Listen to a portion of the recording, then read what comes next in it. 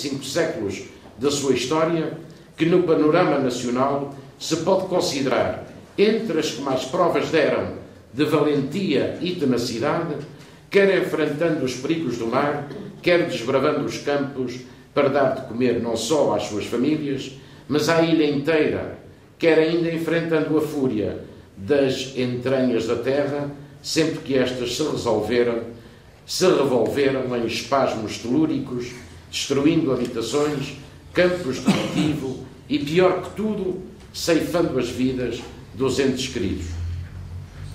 Os tempos mudaram, dizem as autoras, mas a fibra de que são feitos os povoacenses, essa mantém-se inalterada.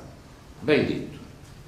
A sua inabalável tenacidade, que ficou demonstrada pelos tempos fora, ficou escrita na história de Portugal como prova de um povo aventureiro e rijo, que nunca se poupou a esforços e a quem nunca faltou a ousadia de arriscar em prol de um futuro melhor, tanto para si como para os seus filhos. É reconfortante para a alma ler as opiniões destas autoras sobre a nossa terra e as nossas gentes. Faz-nos bem este reconhecimento de pessoas de fora. Aprofunda o amor à terra, fortalece as nossas motivações, renova a nossa fé e a nossa esperança no futuro.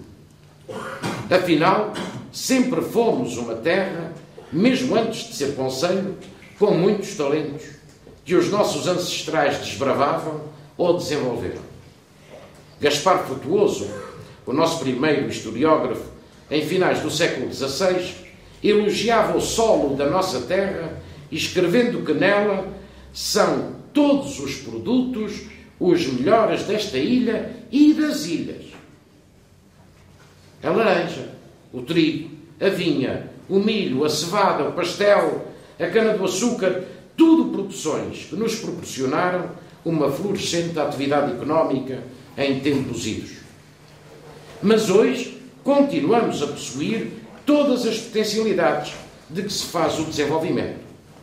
Tal como no passado, continuamos a ter do melhor que está a alavancar a economia na atualidade. Nas pescas, no turismo, na agropecuária.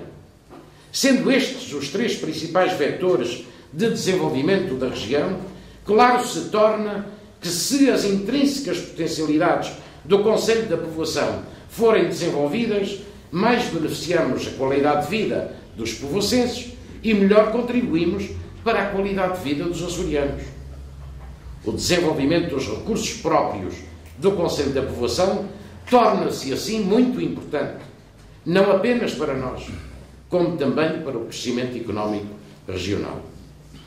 Visto por esta forma, na reciprocidade do dar e receber e do trabalho em parceria institucional, continuaremos sempre com a ambição de conseguir mais desenvolvimento para a nossa terra.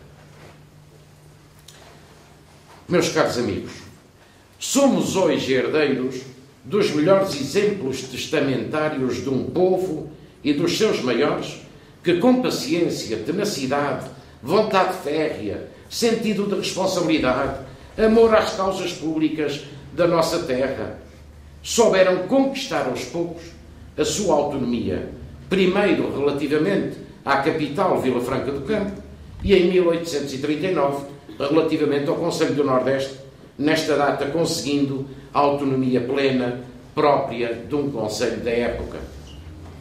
Fomos o local de desembarque dos descobridores da nossa ilha. Somos o primeiro povoado da ilha de São Miguel. Somos a primeira zona da ilha a ser desbravada e cultivada. Com toda a certeza, fomos o primeiro espaço de comércio. E somos o concelho que mais tarde recebeu o seu reconhecimento institucional. É bom que se note que entre o descobrimento e a Carta Régia de Dona Maria II mediaram 4 longos séculos de lutas, de canseiras, de esperanças e desalentos, mas de uma profunda tenacidade, aliada a um profundo amor à terra, até à liberdade mais desejada, que é consubstanciada na capacidade de um povo poder decidir o seu próprio destino de desenvolvimento.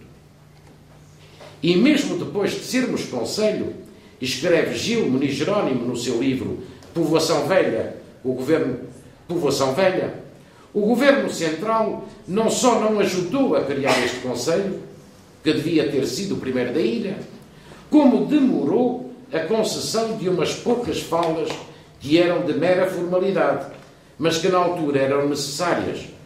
Suas Majestades só eram rigorosas nas alturas da recolha dos dízimos ou outros rendimentos gerados nas ilhas, porque era assim que o Império se ia formando e consolidando.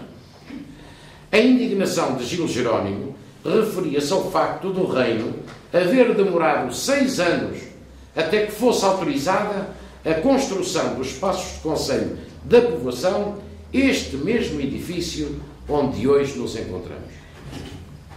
Meus caros amigos, passou o tempo, mas é minha convicção que não se alteraram as razões, nem do pensamento, nem das vontades. De um lado, o Governo Central, ou os governos centrais, de Lisboa e de Bruxelas, sempre fiscais atentos e exímios castigadores, quais padrastos dos mais pequeninos, que não enxergam a trave que têm nos seus próprios olhos, mas estão sempre prontos a apontar o argueiro dos outros.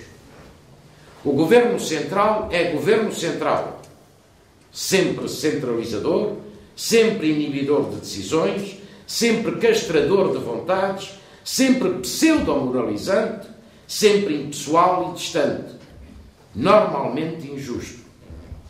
Por natureza é assim qualquer governo central. É por isso que nos regozijamos tanto com as autonomias atribuídas pela Constituição da República ao poder local e às regiões autónomas. Nos Açores sentimos, por esta razão, um duplo sabor de liberdade.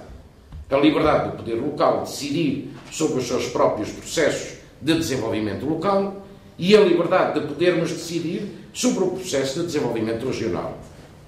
Os açorianos, assim como os madeirenses, percebem melhor que os nossos compatriotas do continente esta necessidade de manter inalterada a liberdade institucional que nos torna capazes de decidir o nosso próprio destino. E também foi por este nobre exemplo deixado pelos nossos antepassados ganhar a autonomia de decisão com a criação do Conselho da Povoação para não mais perdê-la. A este propósito, gostaria de ler um excerto do muito interessante discurso do Sr. Jacinto Manuel de Arruda, Presidente da Câmara Municipal, proferido na sessão solene de inauguração deste mesmo edifício. Dizia ele: houve sempre uma instituição que os homens de todos os tempos respeitaram como a garantia mais sagrada das imunidades e liberdades dos povos.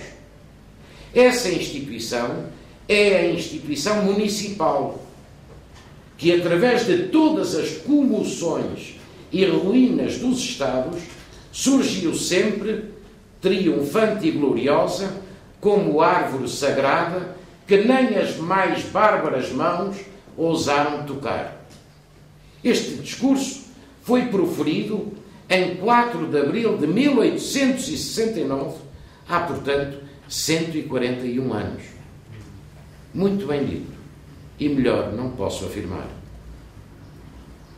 Neste tempo difícil, sinto que todos os povoacenses são herdeiros destes princípios, um notável sentido de pertença à sua terra, um incomensurável orgulho pela nossa história, a vontade férrea de ultrapassar as dificuldades do presente, uma fé inabalável e a sempre